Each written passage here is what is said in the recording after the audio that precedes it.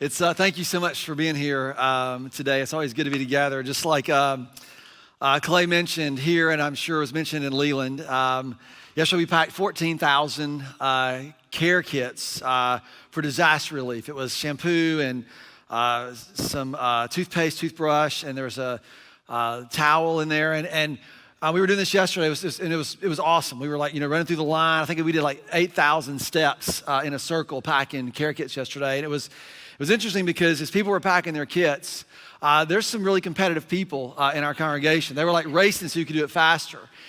And what inevitably happens is people would develop a system for how they were packing their kits. And so it was the towel going first. If you put the shampoo in, does the towel going last? Or where does the sticker go?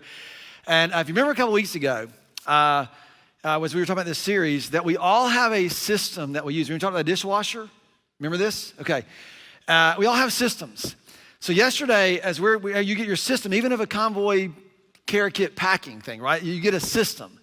And then as you go by, you start trying to convince other people that your system is better than their system. And this is why this series is so important, because we inevitably have systems and we fundamentally believe that the system that we have is probably better than someone else's. And what a king like Jesus compels us or calls us into is to recognize that this is a clash of systems and that our system is not like his. And that's what we want to sort of get ingrained in our way of thinking. This is not an indictment or something to make us feel bad or guilty or judgment. It's just the reality to recognize that we don't see things the way God sees things, and that we don't organize and intend things the same way that God does. Something has to happen to us, and we are brought from one dominion and one rule and one system of governance into another one. And that's what I'm trying to ingrain in how we think about this, and then what that does to all the categories that we have. And so I drew this, and let me back up to two things. I love seeing people bring their Bibles, and so I'm gonna go ahead and tell you, we're gonna look in Colossians chapter 1, and also 1 Peter chapter 1. So if you have your Bibles, you can flip there. Colossians is in the back, and 1 Peter is even further in the back. So that helps at all. The other thing too is, part of what I think is really powerful about what's happening in our church is we've been asking and trying to understand what it is for the Sunday to be like a Sabbath, for this to be a space, not just where you learn and go, oh, that was awesome, I got something out of it. Hopefully that's the case. But where we actually experience the reality of something that could be. Like that there's something that we say, this is how it is here on earth as it is in heaven. There's pockets and places where that is. I know it varies, it depends on how crowded the parking lot is, or if you can find a seat or the coffee, and it depends. But overall, there's something that happens as we gather and we sort of take a breath and we submit ourselves and we say, God, we're here and we're here together, and that we experience a reality that God has promised to us. And so as I think about how to pray for our church, if you would, I would write these two phrases down. This is how I'm trying to ask God to help me understand. Number one is that we learn to understand what it is to live in forgiveness as those who have been forgiven. How do we learn to live in this space, this reality that God has forgiven us? Then we learn to steward his grace, to learn to live as those who have been forgiven. People who have been forgiven don't take advantage of grace. We learn how to steward it well. And the second one is the idea that redemption is always relational. And I'm saying, God, can you give us vision for this? That redemption, the redemption that God longs to do in your life, in your sort of history or with your history, with your family, with our family, with us together, and then in the world, is always going to be relational. It's never gonna be programmatic or systemic. It's gonna have implications on both those things, but it's fundamentally gonna be relational. We gotta learn how to see that. So I wanna keep that in mind as we talk through this. Last Sunday, we've been talking about a king like Jesus, and we talked about this over the last couple weeks is what I meant. We've been using these three ideas, that a king like Jesus, that he's a humble king and a just king. And so we talked about this last week. We have humility, and we have compassion. And then last week we kind of broke this down and we talked about justice. And one of my friends texted me this week, said, you forgot the fourth circle. I said, what's the fourth circle? He said, it's the get even circle. I was like, yep. And there is the clash of systems, right? Because it doesn't feel like justice until we get even, until things are even. And what Jesus came to do was to do something that humans desperately needed to be done in order to do something that we are desperate for in terms of redemption, and that is forgiveness. It's forgiveness. Forgiveness is what justifies us. Forgiveness is the expression of God's justice for us and therein through us towards the world and for the world. And so that we taught this, that justice, right, is the return or the redemption of shalom. It is the idea that we are reconciled.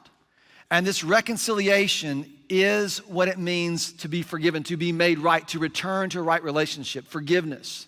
Now, a lot of us, and I keep trying to help us understand this, but a lot of us have this idea of forgiveness, that forgiveness is somehow, that you've got a whiteboard, and whenever you have a sin or commit a sin or do something that's displeasing God, you get a little tick mark on the whiteboard, and God's forgiveness comes by with a little dry eraser and erases it off. And the goal is to keep a clean whiteboard, and every time you get a tick mark, God comes by and his forgiveness wipes off. We have this sort of moral scorecard. And I want us to think about this differently. The other day, I've been watching, noticing this commercial on TV over the last couple of months. And it's a golf commercial. And y'all know my relationship with golf. I don't like golf at all. I don't play golf. Don't care to play golf. People always say, Mike, you'd play golf, you'd love it. And I can teach you how to play. I'm not interested in learning how to play. And I don't think that I would love it for a lot of reasons. I do not want to pay that much money to be that mad the whole time. And so I was watching this golf commercial, and they're talking about these new irons that you can buy. And it says that these irons offer forgiveness. Y'all notice this? The irons offer, now what does this mean? That they're gonna like erase all the cuss words you say off the tee? Like, is that what it means? It's like, no, it's not what it means. You know what it means? It means that if you don't hit the ball like Scotty Scheffler, the number one golfer in the world, if you don't hit the ball like him, right, you're not gonna be punished for it as badly. It means that somehow it can absorb the imperfections of your swing. It offers forgiveness. And I think this is part of how we need to think about forgiveness that God offers to us. It can actually absorb the fact that you don't follow him perfectly. And most of us give ourselves no capacity to trust that or to believe that because we're so ashamed and guilt-ridden over the marks on our whiteboard. And what we have to learn is like, what does this really mean for us? What has God done for us in the gospel that allows us to live freely and not on the precipice of failure? Because if we don't do it perfectly, we're going all the way back to zero. And we don't have a model for this or a way to think about this. And so that's what I want to try and give us today. And it's interesting that as I've been thinking about this, that this idea, and I'll show you what we're going to talk about, this idea of being reconciled. Reconciled is the return to being rightly related. When you are forgiven, you have been returned to the relationship for which you have been made. It is a reality. And out of that, this position of being rightly related is what we would call holy. So it would look like this. If redemption is to be rightly returned to God, if redemption is to be rightly related, return to a right relationship to God, then holiness is the position or the condition that is of that reality, that is actually true. I am holy. I am living in this right related, and my life is available to him and for him. The word holy literally means other, or unlike any other, or separate. That's how it means. And when they were trying, the Hebrew, when they were trying to use a word to describe God, they were looking at him in comparison with a lot of other gods. Like one of the things that happens when we read the Bible, a lot of us have grown up, you think that Genesis is the only ancient writing or the only creation story on the planet, and it's not. Every sort of major religion, every philosophy, and a lot of places had origin stories, and a lot of them looked like Genesis. They would credit creation to some god or some way in which the earth got formed. You actually see this in most Disney movies now, right? If you've seen Moana. The very first opening lines of Moana, you know what they are? In the beginning. Have you ever seen Moana? You haven't seen Moana? It's a great movie. In the beginning, there's Te-Fiti in the heart. Like there's this whole narrative, and it's written off of the ancient Near East culture and how this would have been portrayed. And so we see it in Genesis. In fact, this morning I was reading, praying through Psalms, And I noticed this in Psalm chapter 82, the opening line of Psalm 82. God presides in the great assembly, and he renders judgments among gods. No one sees anything weird about that? He's acknowledging that there's other beings that humans worship. And so this is really important for us to understand, because this is what God is doing in the narrative of Scripture as he's revealing himself. And what we come to see is that God is not like others. And so they said he's other, he's separate, and they said he's holy. So they gave him this description of being holy. And what it does, it starts to frame us and of how you see Genesis, most of it, but certainly the Old Covenant. But in Genesis 22, there was always been a really puzzling story of Abraham and his son Isaac. God had promised that he would bless the whole earth through the lineage of Abraham and Sarah. But they didn't have any children. She was barren. And miraculously, they have a son in their old age, and his name is Isaac, if you know the story. And then just a few chapters later, what does God ask Abraham to do to Isaac? Remember the story? He says, go up to the Mount Moriah and sacrifice him. And does it ever bother you? Why would God, like what kind of God would ask his servant to kill his only son? And so we don't really wrestle with the mystery of that or the tension in that. But that's a significant thing for us human beings who go, this just feels really bad, feels wrong. And so the reality is, in Abraham's day, in this culture, there were lots of gods that people worshiped, and all these gods demanded sacrifice. And you know what kind of sacrifices they would often demand? Child sacrifices. It was a normal thing in the ancient Near East. So Abraham hears this, and he's like, oh, this is what I'm supposed to do. So up the hill he goes. And of course, you know the miracle that God stops it, provides a ram instead, and Isaac is free. Do you know what Abraham realized in that moment? God is not like the other gods. Do you see how powerful that would be? Because he was just expecting, this is what gods do. And he's like, oh, but not this one. You know, that's what happens when we start to think about what Jesus has done. We're like, oh, this is what he would do. And it's like, oh, whoa, not like this God doesn't do it like that. This king doesn't do it like that. And we have to recognize this clash of systems that is at play in this. And so we'll go to a couple of places. I want to start in 1 Peter chapter 1. And when I read the Bible, what I try to do is I try to just like back up and notice things. And this is a chunk, but I only have so much time, so I'm going to try to narrow it down to just these 3 verses. But basically, 1 Peter's like, salvation is pervasive, and it's so sweeping and so powerful that even the angels long to look into this. There's a pervasiveness to us. And so then he says this, therefore, with minds, I love this, that are alert and fully sober. And this does not simply mean that you're not drunk, right? It starts here, because if the salvation is so sweeping, I want and literally the word with minds that are alert, the literal translation would be gird up the loins of your mind. This is a great phrase. You should use this on your kids whenever they start saying something. You need to gird up the loins of your mind. That means like you need to pay attention, prepare yourself to think about something differently. That's what he's saying. He said, therefore, with minds that are alert. The first thing is to sort of like, let's start in our thinking. Minds that are alert and sober.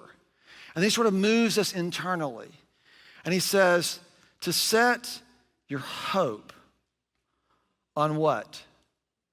The grace that is to be brought to you when Jesus Christ is revealed at his coming. So we just went from this like, get your mind right, all the way to, whew, he's coming back. And so the way you think about this is how you start to look at this. This is sort of your life, right? This is you and me right here. We're right here. And then there's a day that is coming, somewhere over here, when Jesus Christ is going to return, right? He's coming back. We'll just put a little cross there for his return. If I could draw better, I would put like the tattoo of King of Kings and Lord of Lords down his thigh. But he's coming. We talked about it last week. So if you weren't here last week, you have to go back and listen to that. But he tells us that he's coming, he's returning. Remember, he's returning to lay us open. He's not coming to kill people. I see this all the time, that he's come back to kill. He's not. The sword is in his mouth to lay us open. We talked about this last week. He's returning.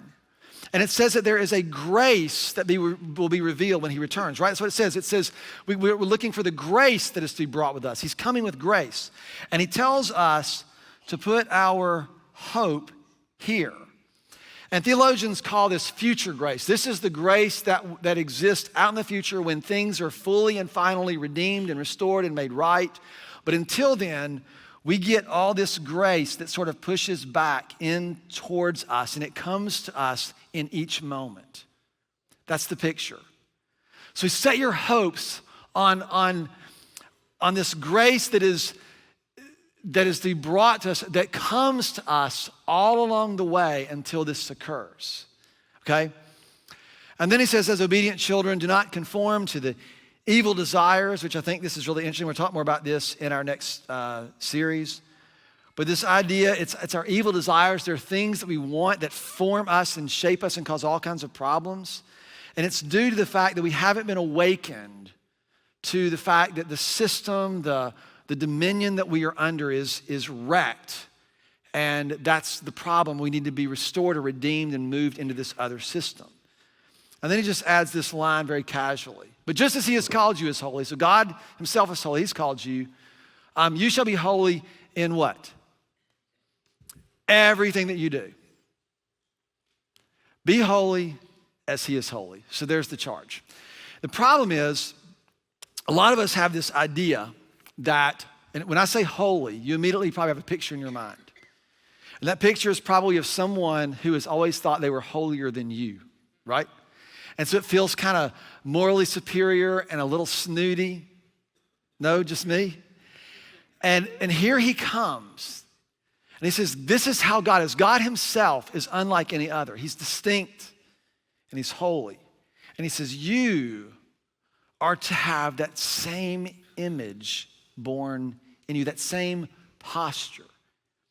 So when you start to sort of mathematically kind of lay this out, right, you have what God has done is he has reconciled us.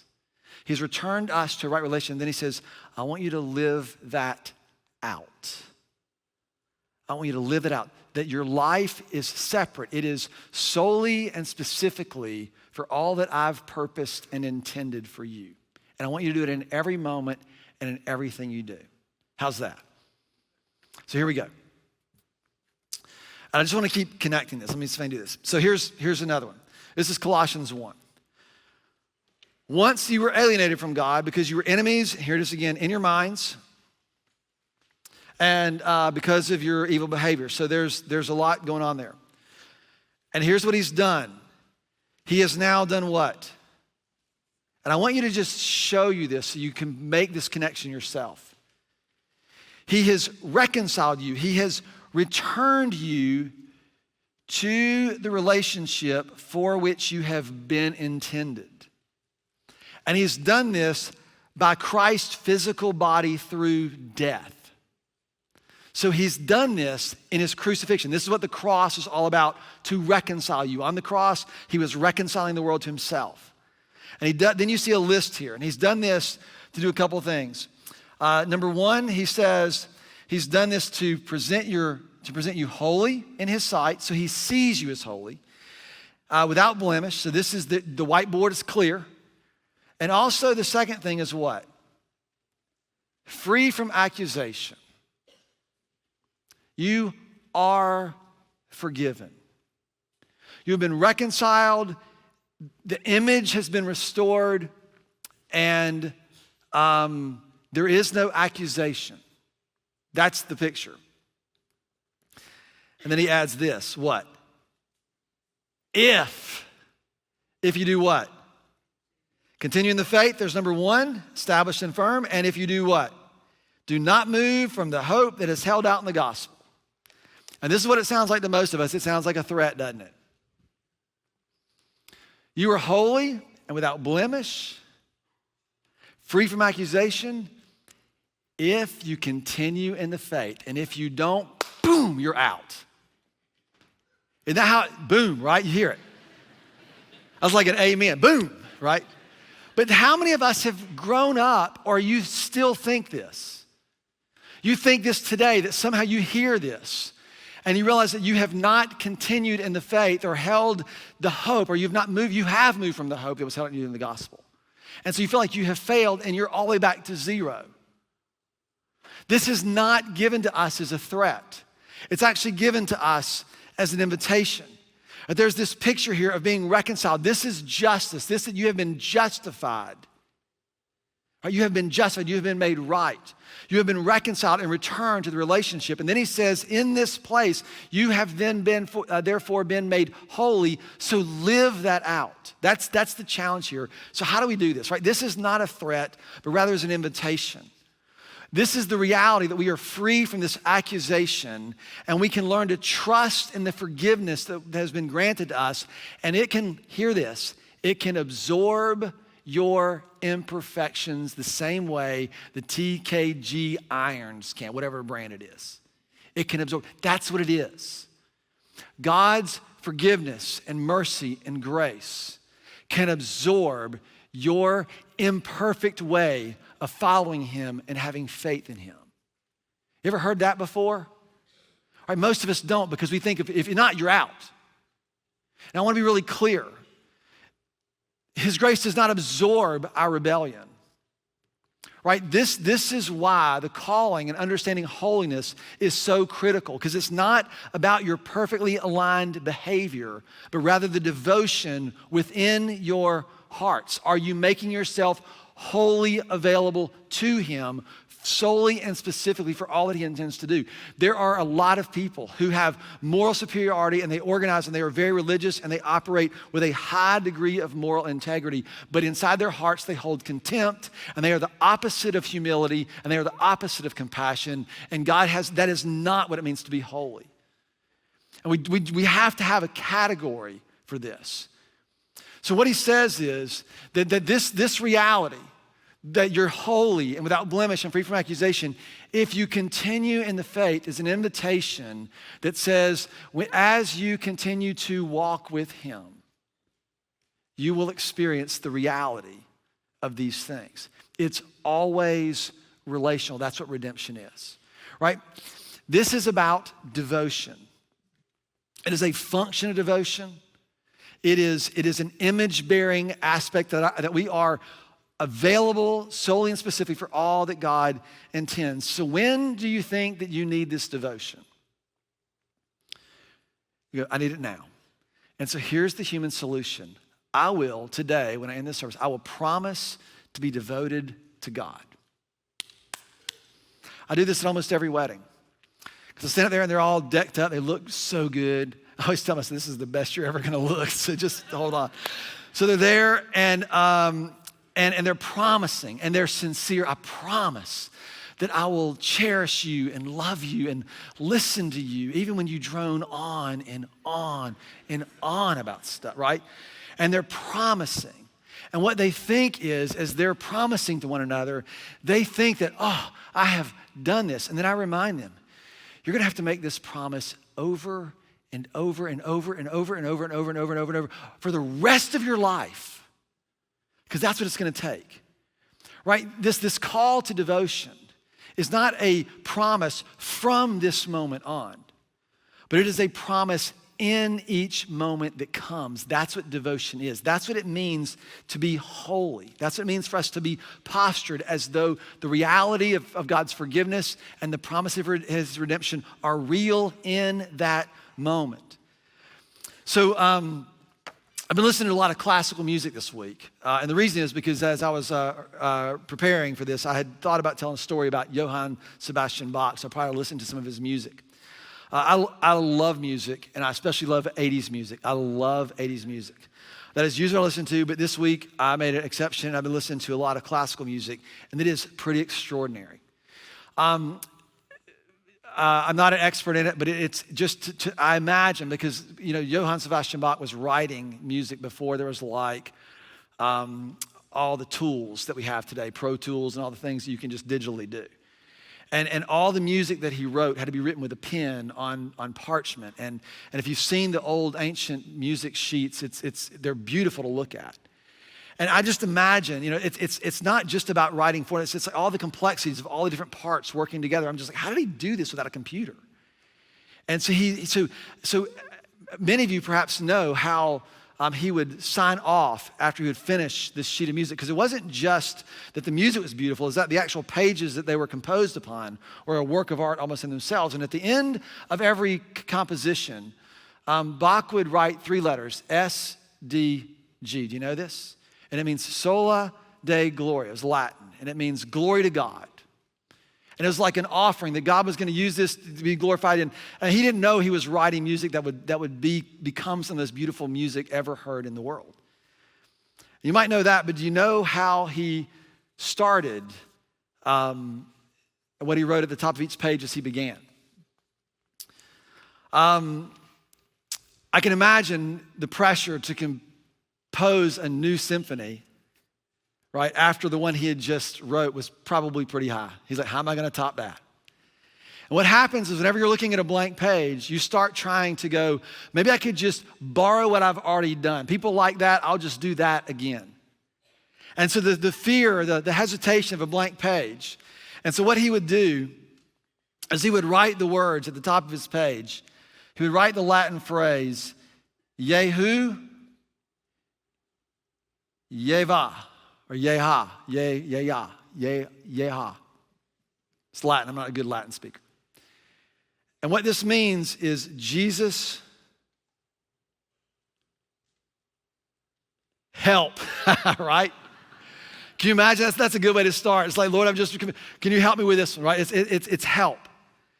And this is a picture of how you and I, right, are to learn how to live in the sense of holiness. This is not a last-ditch effort, thrown up prayer that Bach would make, but rather it was an acute awareness that in that moment, in the face of the uncertainty of a blank page, there is a dependency on grace.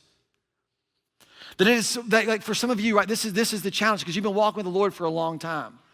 And you've gotten comfortable, and what you keep trying to do is to recreate what you have already experienced. You try to find things that buttress and justify what you already know about him. And instead of getting to him, being willing to look, I've been walking with the Lord for a long time, and I thought that the deeper my faith got, the easier faith would be, and that has proven not to be true in my life. Because faith is faith, and it always requires uncertainty, and it doesn't get any easier. Yes, you have a track record of God's faithfulness, but there are places and times where the price feels high or the calling feels overwhelming, and he's asking you to do something, and you have to step into it, and you say, Jesus, help. Not from this moment forward, but for this moment only. Can you give me a sufficiency of your grace that comes to me in this moment for this moment? Yesu Yuva. So when, again, do you need this? When do you need this kind of dependency? And this is what always happens to us. We just tend to think, I need it now, so I'll promise, and then I'll do better. And I learned this does not work, and I learned this back in my youth ministry days. And you've heard this before, probably when I talk about some of this, because I've written about it, we talked about it a lot. But back in my youth ministry days, summer camps were staple, and summer camps are so important. We do Fuse here, it's so important. But I began to notice some trends because we went to summer camp probably somewhere around June or July, say July. We went in July, and at the end of summer camp, I noticed something happened. All the kids, and some of this is your story. At the end of summer camp, all the kids would come forward, or we would do commitment cards or something, and they would all do this. They said, Lord, I surrender to you, right? I surrender my life to you. Everything I have is yours. And they go back, and nothing changes. And the next year we sign up for camp again. They sign up for camp. They come back to camp. And they come to the end of the camp. What do? They come to the end of the camp. They do what? Lord, I surrender. Everything I have is yours. I surrender to you. And I begin to notice that this idea from one point to the next, I called it a surrender interval. It was a point of time between surrenders, a surrender interval. And so if you came in June and you surrendered, and then you came back the next June and surrendered, your surrender interval was how long? Yeah, 1 year. This is really easy. So I got really smart. I said, I'm going to have a camp every 3 months. And guess what happened? All these kids come down to the end of the camp with their cards or at the altar or a prayer, said, Lord, I surrender everything. And I had taken and successfully reduced their surrender intervals to how long? That's right, 3 months. You see where this is going. And so then what happens is you start using your youth group more strategically and whatever, or maybe it's for you, right? You're here and this is what you use Sundays for. Every Sunday you come and you hear something and you mean it, your intentions, they're real, they're true. You might feel it or not anymore because you failed so many times, but every time you come, you go, God, I'm serious this time. And so every Sunday you're like, Lord, I surrender to you every Sunday. And you do that one Sunday after the next, and your surrender interval is what? If you're doing that every Sunday, your surrender interval is 7 days, 1 week. And some of you go to small group and you do it on Wednesday, you try to get it in the middle of the week, so you only have 3 days and then 4 days. Maybe you do something on Saturday to get it down.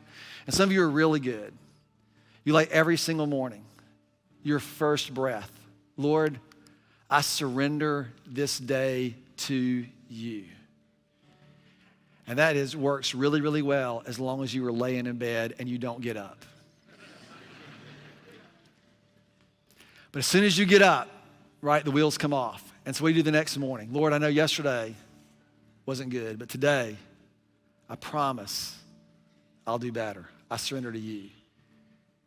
And you think that because it's 24 hours, you're doing really good. God must be really, this is really committed. What I've found in my life is that 24 hours is way too long. Too many things happen in the day, along the day with others. And this is the beautiful part about this. It says, right, that to live in the reality of this restored relationship and to bring that to bear in the world around that he has sourced us with to be holy as he is holy means that he sources. It's a posture of dependency, not of our promises and our efforts. Right? When I think about this, that this idea of surrender is not a promise for you to change. It's not mustering up willpower to do better. It is a returning. It is a returning to the reality that you have been forgiven and that you are holy and that you're returning to your life, the life that you've been intended for, in that moment to be holy as he is holy. That's what the call is. It's in this moment, in a moment, you find the promise of redemption and the freedom to trust him. And all of you have done this. You've experienced it more than likely.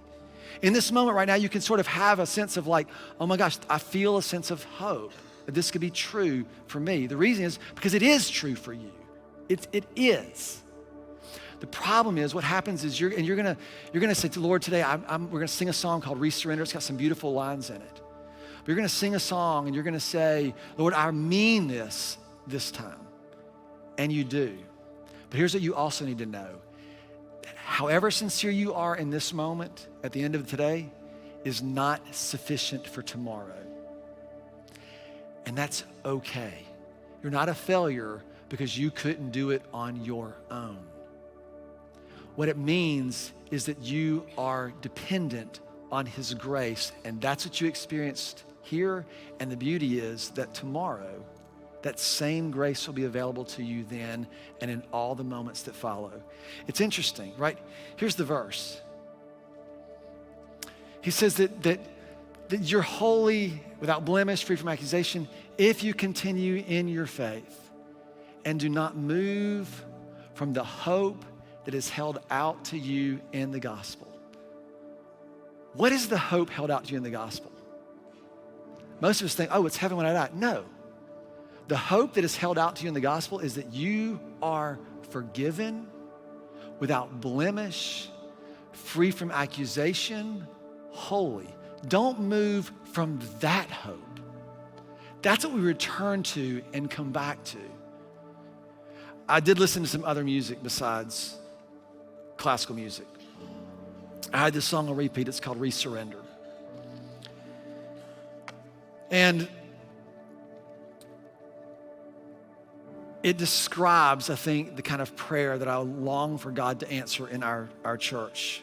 And so I want to pray this over us, and then we're going to sing it together. And so if you'll stand with me as we do this.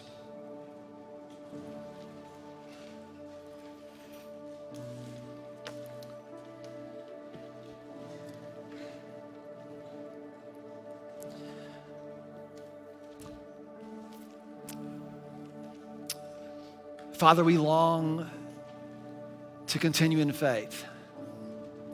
which is to continue to believe, to trust, to remain unmoved from the reality that we are holy and chosen and dearly loved. So God, would you mark your people with your presence? Would you mark us with the promise of your Holy Spirit, guaranteeing the promise that you've made to us? Would you make us a place that you delight to dwell? May we heed your hand's correction. Lord, our shepherd, you do all things well. You are so faithful and so good. Your love is firm as it is tender. Your judgments, your law is perfect and your judgments are true. So as we run to resurrender, you will restore what we return to you. Did you hear that? God will restore what we return to him. And he continues to do this as we do it in each moment that comes in the hope and the promise of his grace. Would you sing this together as we close?